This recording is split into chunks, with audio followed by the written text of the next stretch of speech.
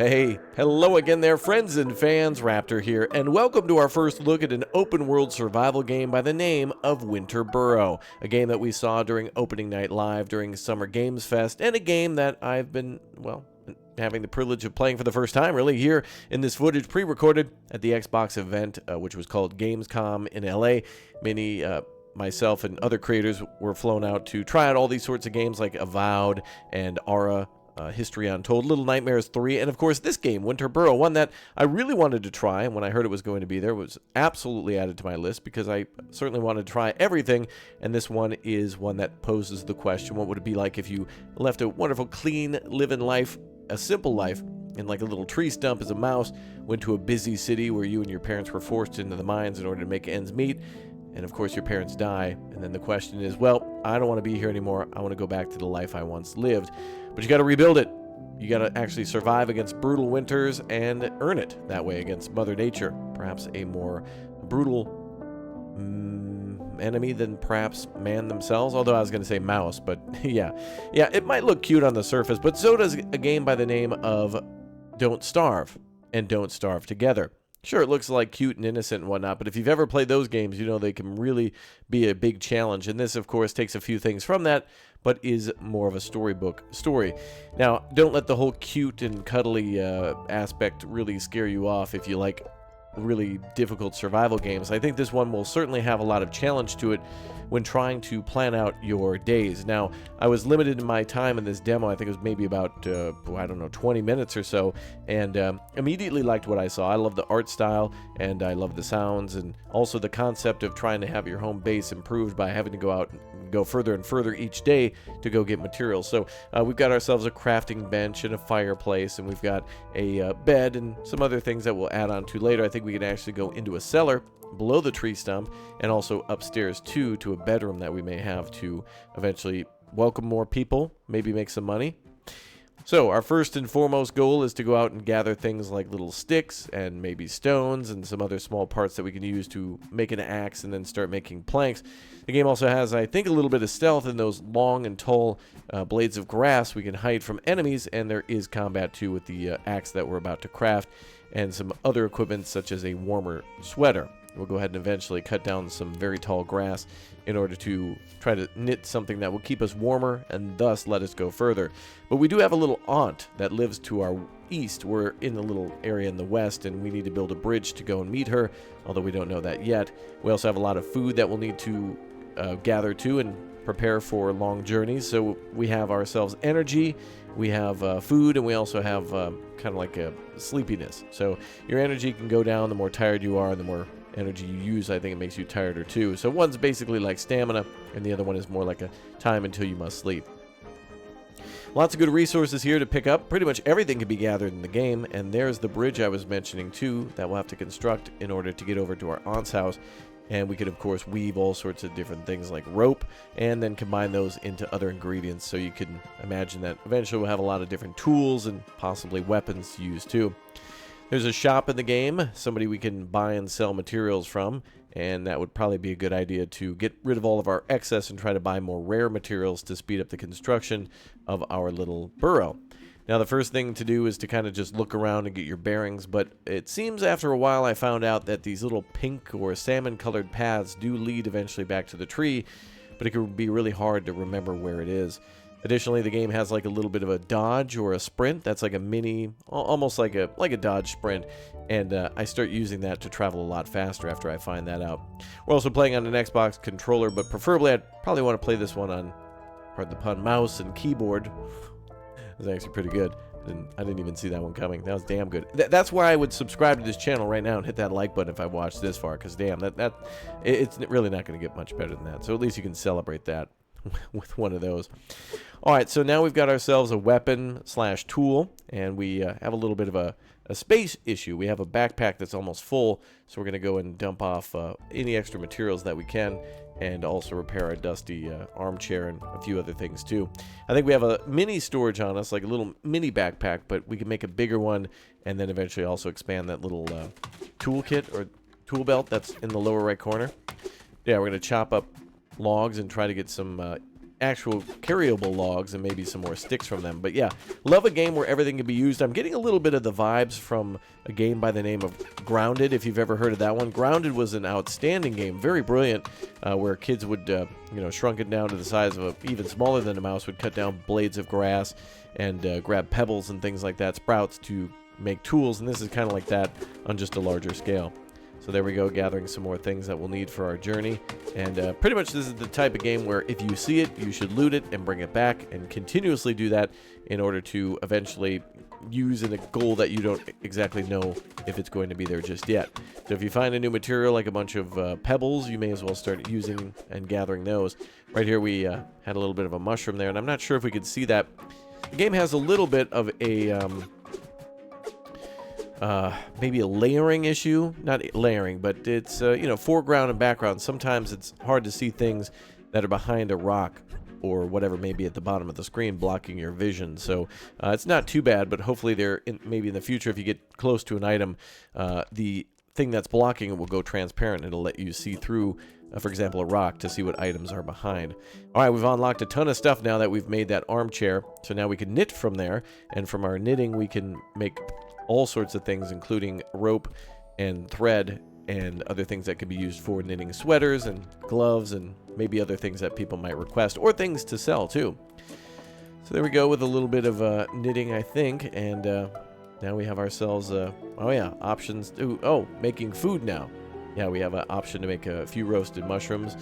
More complex ingredients and more complex meals means more longevity for stamina, maybe even like a permanent or, a temporary health boost or a temporary stamina boost for a while. But love the look of the little house, too. I mean, that's the thing that got me right away upon playing this game. So, yeah, we're tasked with making a cute and fuzzy sweater, so we'll put that on our menu, and also making some wooden planks. That'll go towards the bridge and maybe a few other upgrades at the house.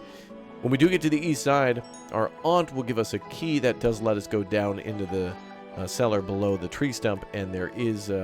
rumored to be more powerful enemies down there, so something to keep in mind before we do that. At least she had the courtesy to let us know that, hey, you better bring a weapon and you better bring some better armor or something like that.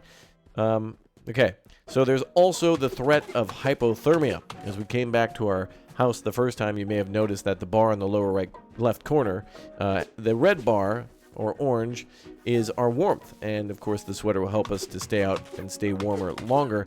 And also, of course, we can freeze to death, which I don't know if immediately when that hits zero if we'll freeze or if we'll just start taking damage to our health. But I do cut it close a few times. But, when you're under the pressure of a gun of essentially a timer, yeah, you want to try to do things rash and brazen. Oh, there we go. Trying to see if there's a little bit of combat here, but this enemy is just kind of like, dude, what are you doing? And I think we can actually make food out of the bug, but this is where we're learning about, we got full inventory. So we got an RTB and offload, and of course some items will stack pretty efficiently, so pretty good. I'm hoping that there'll be a whole assortment of weapons. Maybe we'll have ranged weapons like a slingshot, maybe a bow and arrow, or maybe some other things that we can, craft in order to protect ourselves, like armor too. All right, more knitting to do. We need a lot more grass fibers, and we need a little bit more organization. So our backpack, I believe, can only store 4 things. Then we got a belt too. So the belt storage and the inventory, our backpack, are separate. So I think we got about 4 backpack space and 4 belt space. And then of course the burrow itself has nearly unlimited. There's quite a lot of space in there, so it might end up being almost like a Resident Evil situation where at a certain point you're just wanting to get rid of a lot of things in order to make room for more stuff. But luckily, the merchant nearby can certainly help us with that. And I don't know if there's a currency, but I think there's a way to just trade items 1 for 1. I don't know if he'll give us some sort of a currency to make up for the difference that we can spend on other things. But yeah, with the merchant, I feel like I'd probably end up buying 1 or 2 specialty items and maybe selling a few things to afford that. And that'd be all. Beautiful difference in the landscape in the morning, too. You can see the sun piercing through all the branches and maybe remaining leaves that might be out there. Of course, there's still grass around, so feels like we're maybe early winter, which would be very cool to go into a early winter scenario.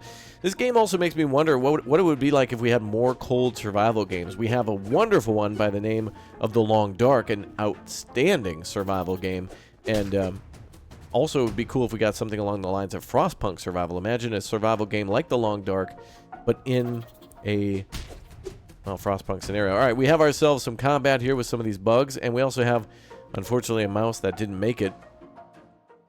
Died to death. Now, I don't know who this is or why people are coming to this area, but it leaves me with question to want to play a lot more of this to figure out what's going on in the story. But it looks like we built a little tombstone or a cairn for the little fuzzy friend who didn't quite make it. And I think there's even a campfire there that we can use for food. But it is time to get back to base, and we better do so like ASAP.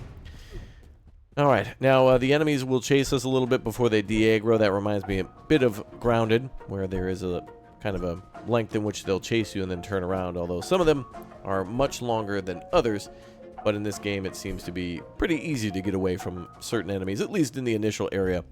If we're dealing with bugs, we might eventually deal with spiders and perhaps squirrels or raccoons or something like that. More, I guess, whatever you would encounter in the forest. Now we're making bowls of yarn. And we have some other things to put away into our backpack before we go out again. And hopefully there's decoration options for the actual living area and maybe our room. And hopefully there are ways to make money here too, where we could maybe invite people over for a bed and breakfast or like an inn or something. And certainly it would be a great service to provide such shelter in a dangerous situation where you keep it stocked and ready to go if anybody shows up, and then charge them accordingly. Got a lot more food there, which will eventually cook up a little bit more, and I think those bug bits are probably the best thing we've got at the moment. Trying to figure out what we can do with these, and looks like they're little sprouts that might grow into larger pieces of grass later, so maybe it's wise not to cut them and just let them be for now. Now the map is a little confusing, and I've gotten lost I think 2 times or so, but this is what happens on your, literally this is my first try, and starting to find out things that can be cut down and what each thing equals for its material. So here we're finding that these little, I guess almost like dead flowers are the things that provide a little bit more of the grass that we need in order to make that bowl of yarn. So we'll go ahead and head on back and probably put that into storage and craft some other things and move it around and see if we finally have enough for it. The pinning system is good. The ability to track whether or not we have something or what our current objective is very good. More games, of course, need to include that and allow us to both pin recipes and multiple quests at a time. I always get annoyed when a game will only let you accept so many quests. It's like, well, whoever I talk to, I could always put things on the back burner. So hopefully that's the case too. But I don't think we'll be managing too many quests at once. Right now, the main quest is just to go and find our aunt and chat with her about whatever is happening in the area and what we could do for everybody as they're getting older and passing away and might not be able to fight winter as much as they used to.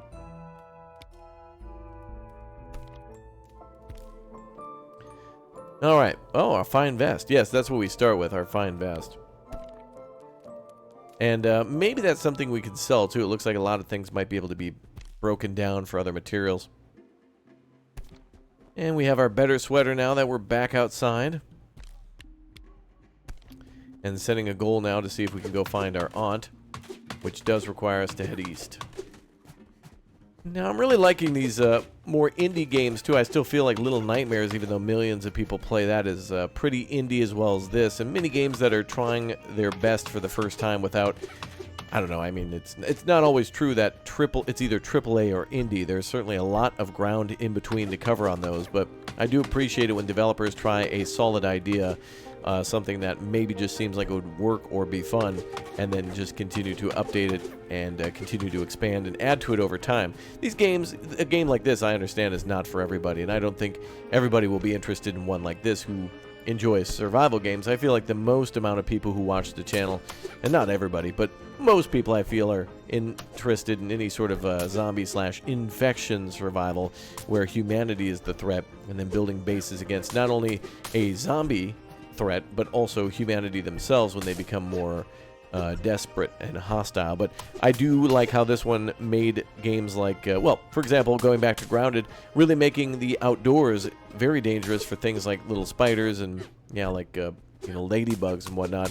And so seeing a game like this trying to take a subject of a little mouse that's all cute and all and making it into a cold, brutal survival against a very dangerous winter where we literally found a body moments ago, mind you, and we did bury it, which is something oftentimes you don't do in a game, but is something that comes to mind for a game like Brothers, A Tale of Two Sons, where, well, I don't want to spoil that one, but if you've been through that game, it's gotten a recent remake, and many people may have not seen it, but yeah, there's some games that start out really cool and wondrous and bring a lot of adventure, and then they can really touch on some subjects that are a little more delicate. I think the best developers for gritty and hardcore subject matter is probably 11-bit Studios, with both This War of Mine and Frostpunk, and with Frostpunk 2 around the corner. This game definitely, as I'm playing it, gives that in the back of my mind. Now, right now, I'm clearly lost, and I'm trying to find my way back to the tree stump, and we're, heading west, and then eventually be heading north and get a little closer to the tree. So that's good. We will make it. Spoilers, we will make it, but it'll be awfully close. And it does show that even though we've got a slightly better sweater, we're going to need a lot more than just that. We're going to need maybe we can get snowshoes in the future, and of course they did show some better gear. So it'd be cool if we got skis. Maybe the ability to pull a little something or other behind us would be really neat too. So I'm really curious to see how big the map gets and what we can do. But this is definitely one that will be live streaming on the channel, as I see it to be a fun one that could maybe take us, 10, 20 hours to complete. And not every game has to be the AAA, massive budget, 100-hour open world. But this certainly has those open world elements of a few different biomes, and then resources to get from those biomes and people to chat with while you're there. Coming to the end of things now, we're going to finally head out to our aunt. We're going to craft all the planks that we needed for the bridge. Luckily, we found that first, so we know exactly what it needs.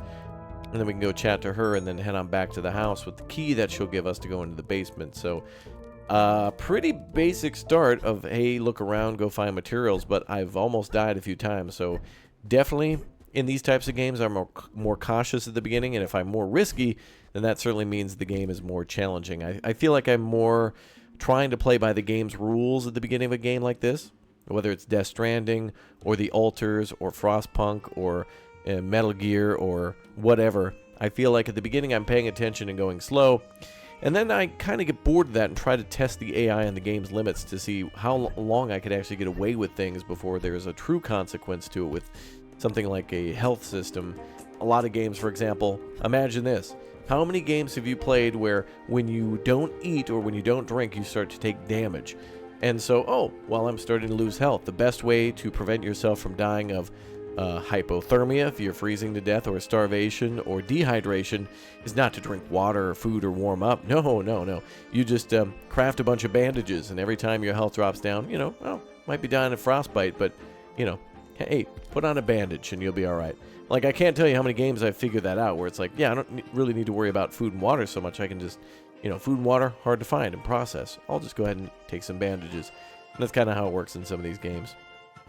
All right. Well, right at the end, we made it to our aunt's house, and that's that. So, pretty cool. This game is definitely on my want list. It's definitely on my radar. It's definitely one I hope has a demo that maybe last 30 minutes or so, and I really hope you enjoyed. So, again, thanks to Xbox for flying me out to try out all these games. Avowed. I also tried out Atomfall. Recently, although not Xbox, I tried out Civilization 7 and a game from Xbox called Aura History Untold. And then I also tried out a few other games, including Little Nightmares 3. So, very nice of them, and very cool to try out these games. This is very similar to me just like downloading a demo and trying it out. But I think a demo is better because I can do it at my own pace and try it multiple times. Here it was kind of like, try what you can and make room for the other person. But regardless, they caught me both with the initial trailer and the gameplay that I played here. So, looking forward to more. Let me know your thoughts on this one down below in the comments section. Thanks again for watching. Thanks for being a part of the channel, and I will see you all next time. Have a good evening, afternoon, morning. Good night. We'll see you soon. Goodbye.